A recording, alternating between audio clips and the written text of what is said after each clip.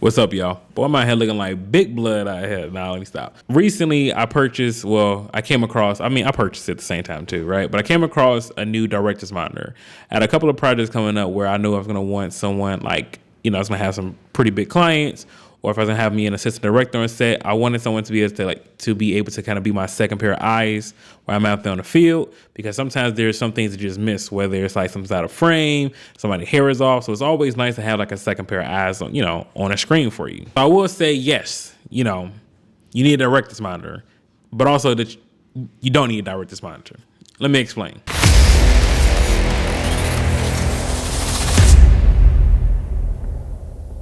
It really comes down to knowing your client, really, because you may sit there and have a director's monitor, and in a situation where you have an assistant director, it's nice to actually have your AD look at the screen while you are, getting the shot, because they can just point things out for you, right? But if you're buying it specifically, like let's just say you don't have an AD, you're just buying it for a client, well, it actually depends on the production. So if the production is going to have like that client in there, they're going to be in there, right? So like, why would they sit there and look at a small screen, whether it's 7 inches, 20 inches, whatever the case is, versus actually being like right there on the field live looking at it? So, understanding your use case purposes before you buy this is something that you want to consider. So the director's monitor that I purchased is the Shogun Inferno. Now, yes, they have the Shogun 7 because the Shogun 7 has like better specs, obviously a better display, blah, blah, blah, blah. And that's all fine and dandy, for real. But for what I get out of this, and one day I plan to get a cinema camera, probably, I don't know, man. Me and my guys are talking about this whole cinema camera conversation. And it always comes back down to like, my A7S III can do everything FX6 can do. Like, that's a different story. But anyway, I've been using the director's monitor, so I kind of just want to give you all my experience and my thoughts on this specific monitor, rather. Kind of just give you some insight if if you do want a monitor, if you do want a director's monitor, is this good enough? So here we go. The Shogun 7, to me, for the size that it is, 7 inches, and I talk to like a lot of people in like Facebook groups, because sometimes you need like a second opinion. But like they say like 7 inches is like usually like a pretty good joint. That's what she said. Michael, please. My boy, he was gonna let me use the Ninja Assassin and the Shogun Inferno, which one I was gonna want to use more, but I already knew that sometimes I'm shooting 4K 60. I've been shooting handheld a lot, been putting the gimbal down, and the Shogun Inferno can actually handle 4K 60 when the Ninja Assassin couldn't, and I'm pretty sure the Shogun has had like, a better display overall. Let's start with the display. Now, to me, the display so one is 1500 nits, right? But versus me sitting here like giving you all them specs and all that, because some people watching this may not even know what 1500 nits is, right?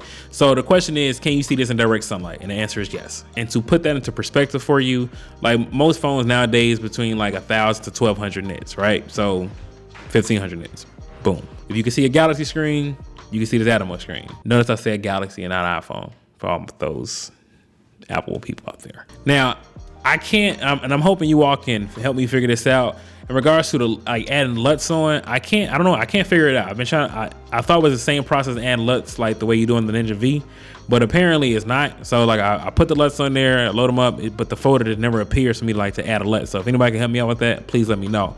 So I can't talk about this in respects of how it is as a like viewing LUTs on it. So what I've kind of done was like tweak it a little bit, would kind of get me at least close enough, and that's the thing I've been kind of having a hard time with the display, rather, and it is trying to like get exactly how like what I'm seeing on my camera, because sometimes like the colors was like a little bit off or like washed out. So I've learned that if I kind of like put it like in Sony S-Gamma 3 S.Cine, right, and then you change the slider, and then you go like to the HDR slider and change to like 400% or something like that, or like at least like 500%. It kind of gets you close to what you like want your image to look like. It's still not as saturated and punchy, but again, this is really for, it depends on your use case. You know what I mean? This particular monitor, I'm not using it based off the display. I'm not using it, to actually, kind of get an idea what my color's gonna look like. I'm literally using my Ninja Atomos for that, and I'm using false color and everything, right? So I'm using that display for that. So, something to keep in mind, there's, the Shogun, if you have a Ninja V, and you're like thinking about the Shogun Inferno, you probably found one for cheap, you know what I'm saying? Like, just understand it's not the same software experience on the Ninja V on the Shogun Inferno. So the display thing has kind of been, it's been okay. You know what I'm saying? We have to give it a grade C+. Real quick. Now, if you all are interested in actually testing out something like this before you actually spend your hard-earned money on it, I got you. Lens Rental actually gave me a coupon code to give you 15% off your rental. So you can actually rent the Atom and Shogun Inferno for $103. You take 15% off of that. It's like around 80, 85 bucks. Not bad. So I'm a huge proponent of renting your products before you actually buy them. So use my coupon code at Brooks15 at lensrental.com. Get your 15% off your next rental. Now, how is it just as far as a use case and what am I pairing it up with? I've been pairing it up with the Hollyland Mars 400S Pro, which by the way, is phenomenal. Like I've been into some like pretty far distances. You know, I had it in one situation. I was shooting a subject up, right, and then like the Shogun Inferno with the Hollyland Mars S400. We're just gonna say with the Mars 400S Pro.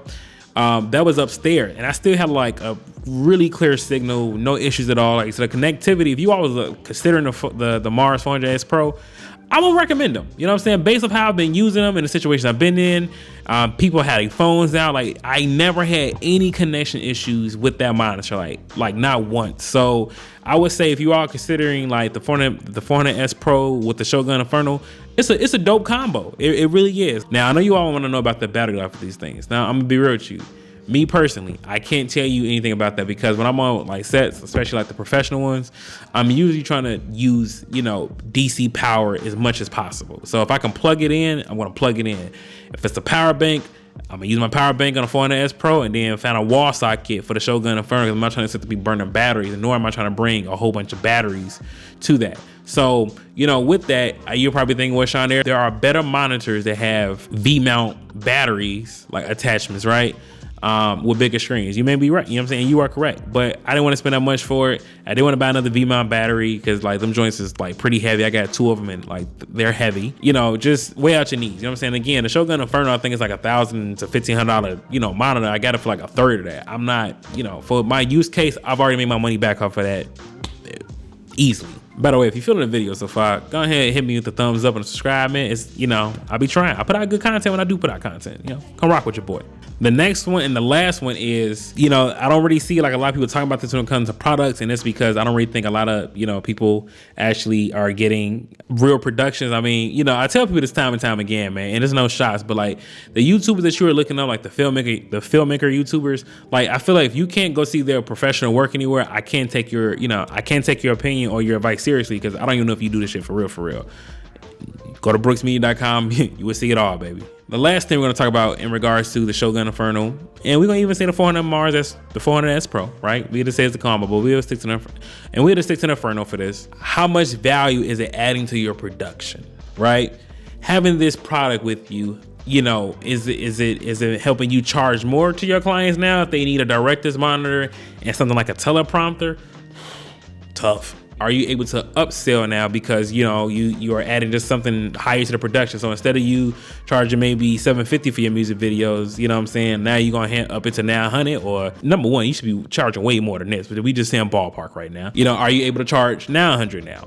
You know, are you able to charge more just by having this? And I'm gonna say, yeah. Like for me, you know, listen, I'm gonna tell you out right now. I'm not one of those people who be sitting here wondering like, man, I wonder if I should go with my prices this year and all that. No, like if I feel like charging more, I charge more. Like I study my craft every day. I get better equipment. I'm getting better. You know, I'm learning how to use my equipment better and better. So you're gonna pay for that in my time. You're paying for you're paying for my knowledge, not necessarily, you know, just my gear. So keep that in mind. So, you know, with me adding, you know, my knowledge to this product here, and I know how to sell and, you know, market my prices and stuff like that and pitch it to a client.